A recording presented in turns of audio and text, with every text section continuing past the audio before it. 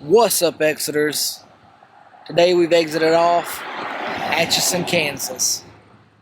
Probably the most haunted town in all of Kansas. But we're not here today for this video, to investigate the ghosties. Nope. We're here for some history behind the ghosties. I like it. I can dig it. Hopefully you can too. So join us. Join us on this adventure.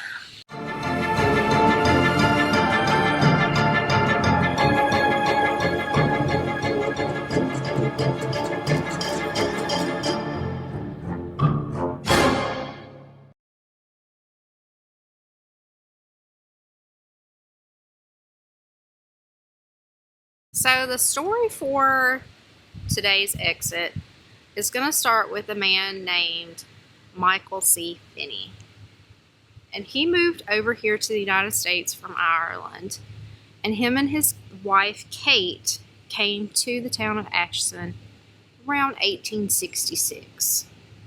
And he acquired 2 lots of land, which are now known, like their addresses would be 508 North 2nd Street and 504 North 2nd Street. Now, if you're kind of familiar with any kind of big haunted place, the address 508 North 2nd Street should ring bells to you, being as we're here in Atchison, Kansas, because it is one of the most haunted places according to most paranormal investigators, and it's known as the Sallie House. 508 North 2nd Street. They start building this house, Michael C. Finney and his wife. But once it gets built, he doesn't get to enjoy it very long because he passes away in 1872. And during the process of them building this house, they mainly lived in the basement of the house. And if you've watched any kind of videos on the Sallie House, you know that the basement is kind of one of the hot spots for the house. And they say sometimes people will see like dark shadow figures like underneath. I don't really know. Stairs. Yeah, kind of. We didn't get to go down there whenever we visited. But from what I've seen, it kind of goes underneath and it's really dark underneath. And people have reported seeing something under there. I mean, it's just kind of ironic that that is where they lived the majority of the time. Mm-hmm. But the house was built, like I said, he didn't really get to enjoy it, passed away at about 10 o'clock late one night in 1972. At the time, Kate was pregnant with their son. They already had 2 boys and a daughter. So their 2 boys, the oldest was James, and then they had Charles and a daughter named Agnes. The youngest one that Kate was pregnant with at the time was named Edwin, and he would actually only live to be 2 years old. Now, as far as him actually passing away in the house, I didn't read anything about that, but it's a possibility. All right, so we're going to show you the house that was originally built by M.C. Finney. Okay, which is Michael C. Finney. So what you're looking at now is the famous Sallie House.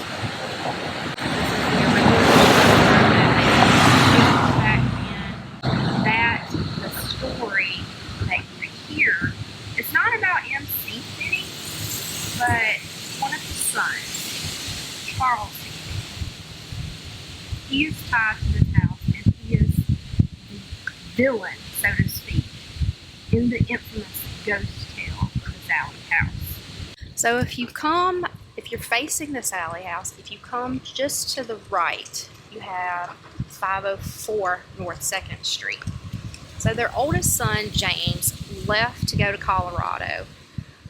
Things didn't go quite so well for him, so he came back here to Atchison, and he actually started building the house next to the original property, which we're going to show you right now. Alright, so what you're looking at now would have been James's house.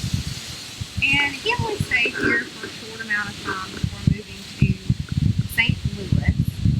but his house was deeded to a Joanna Barnes, and she's kind of important to our tale because she had some children. Basically, Joanna went insane, like violently insane, and was moved to a psychiatric ward for a short amount of time. So whenever Joanna came back, she was pregnant with another child, and they thought she was all well and good, but really she wasn't. So what she did was because you'll notice, if you didn't notice, that the house is 2 stories, but what she did was get a cot, and she's done had the baby she was pregnant with. Her and that child go to sleep on the cot in the first floor of the house. She turns the gas on in an attempt to end her life along with the child's life. Turned it on, blew the pilot light out a bit.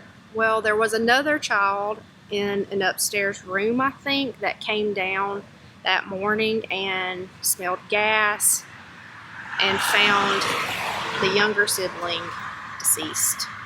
Joanna did live, but who knows? I mean, maybe that spirit meanders on over here. I mean, people have say they, there's children in the house, and sometimes people have speculated that Joanna herself, because obviously she's not around anymore, that maybe she's one of the spirits that haunts the Sallie House. I can see that. Especially if you're wanting privacy, nobody lives in the Sallie House, but somebody lives next door, and the one you tried to kill yourself in, maybe you don't want to be around them, or maybe it's still too tragic to be in that house, so you just move next door to one that's already haunted.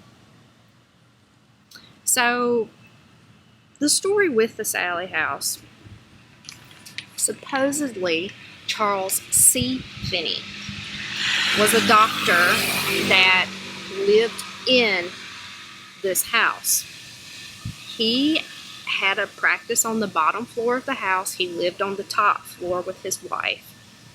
Supposedly, one night a woman brings a small child, a girl, 6 or 7 years old, to the door, knocks on it frantically. He determines it's appendicitis and decides to do an operation in the house before anesthesia or anything could take effect.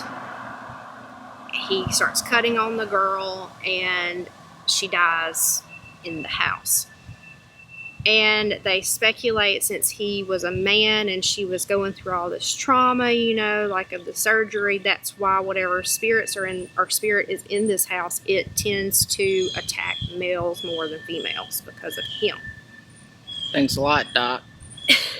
Okay, so that is the ghost story for the house. In essence, really, they haven't ever proven that there was a little girl named Sallie in this town. As far as anybody named Sallie related to this house, there was one person by that name that stayed here, but she didn't die here. She actually lived to be old. So really, it makes no sense for that to be our infamous Sallie.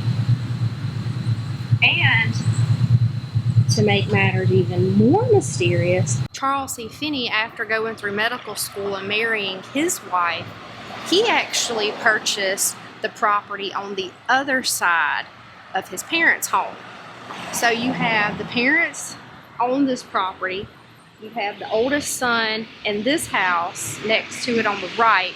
So that would have made Charles C. Finney purchase 510 North 2nd Street, which is this house right over here. What you're looking at now is 510 North 2nd Street, which is on the left side of the Sallie House.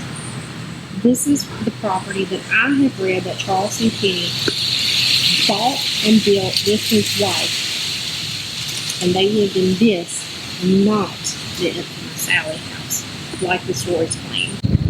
For the next spot on our storytelling of the Sallie House, or the truth behind it, so to speak, we are at this street in Commerce. Intersection I have found is where Charles C. Finney actually practiced with kids. Now, as far as which corner it was on, I don't know that. So technically, it could have been east or south. Here. And here. Or roughly, not even right there. It could be roughly where we're standing, because this could have been a building right here. Alright, so let's get into a little bit more of Charles C. Finney, our villain from the ghostly tale of the Sallie House. Whenever he was a teenager, he worked for a doctor named Dan Holland. He started off being like a bookkeeper and then kind of went to an assistant. And Dr. Holland is actually the one that convinced Charles to go on into medical school, which he went into college in St. Louis for that. But while he was doing that, Charles was a figure skater. Like, he won gold medal, like a gold medal for figure skating with a woman named Florence. Okay, but in a newspaper in 1885, like, something happened. Charles did something. I don't know what he did, but in 1885, the newspaper published that the figure skater competitions were open to every male except for Charles Finney. Why is the newspaper calling you out, Charles Finney? That's a little weird. So anyway, he loved it so much, he didn't want to give it up. You know what he did? He paid somebody off. He dressed up like a woman That would have been my next guess. and skated as a woman so they wouldn't know it was him. I hope he shaved But first. people, like, he skated so gracefully, like, they had no idea he wasn't a woman. It's crazy. The things you go to win another gold medal. So that's Must have been how that was just a Hardy little felt. odd thing with his history. Another thing about Charles was he was actually elected mayor of Atchison until he got caught selling alcohol to like a local Eagle Lodge, which I think is kind of like a Boy Scout group, maybe. Yeah, I think it's the older Boy Scouts, the Eagle Scouts. I think that's the older level. Not still not adult level, but not kids, like probably. And I may be wrong, but if I'm not mistaken, I think it's like the teenage years, like maybe like 13 to 18 or something like that. But don't quote me on that. That's just. Still, like, it's a little odd that the mayor is involved in such a scandal like this. Anyway, he was told to step down. He tried to, like, rerun for mayor. Didn't go quite so well for Charles. I mean, can you blame everybody? I mean, he might have thought he could get away with it since he was the mayor. Like, oh, ain't nobody gonna do nothing to me. I run this town.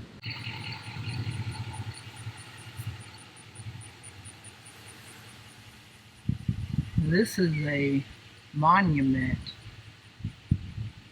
We thought it was really cool. We've never seen another full cross like that. But it's in the middle of Mount Calvary Cemetery, which is our next stop on this journey. And right at the foot of this, it just says unborn. K of C, number 723.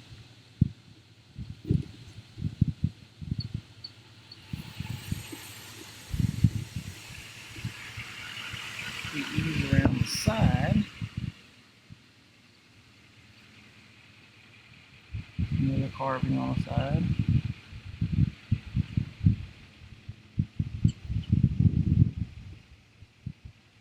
I mean, it's a full-blown cross. As you can tell, it goes all the way down to the ground. Another quote on here. And then one final side.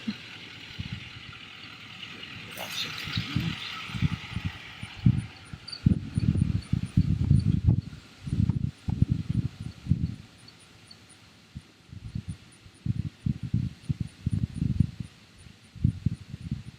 That's pretty cool. I've never seen anything like this before. For our next stop, we're at Mount Calvary Cemetery here in Atchison. Just up that hill, we'll find the grave of Mr. Charles C. Finney. We have found the final resting place of Charles C. Finney, and right next to him is his wife. She actually passed away about 5 years after Charles. So Charles had been ill for several years and then passed away in Topeka Hospital. Brought back here to Atchison for his burial, obviously. So I brought a penny, so we're going to leave it here to show that we visited. And we paid our respects. And to me, it's kind of sad that, like, he's kind of villainized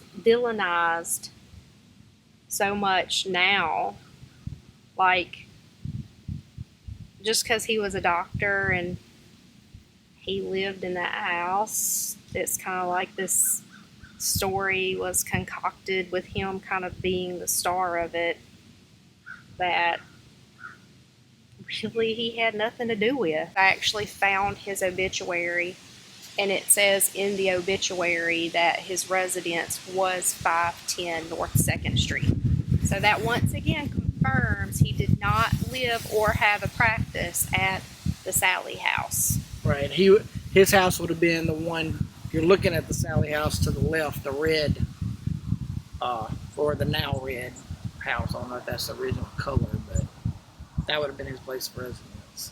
So if Charles Finney never lived in the house, right, and there were no known children by the name of Sallie that died in the house, so where did all of it come from and start? That's what I've been asking this whole time. So basically we hear nothing about hauntings in the Sallie House until the 90s, when a young couple by the last name of Pickman, Tony and Deborah, I think, Pickman, move in, and all of a sudden they start experiencing something. They do have a baby. Well, they're pregnant with their first child when they move in. They are the ones that initially where the hauntings come from. The man, Tony, is the one that's more attacked out of the couple, scratched. So their occurrences are so frequent and weird that, I mean, a lot of people come investigate there.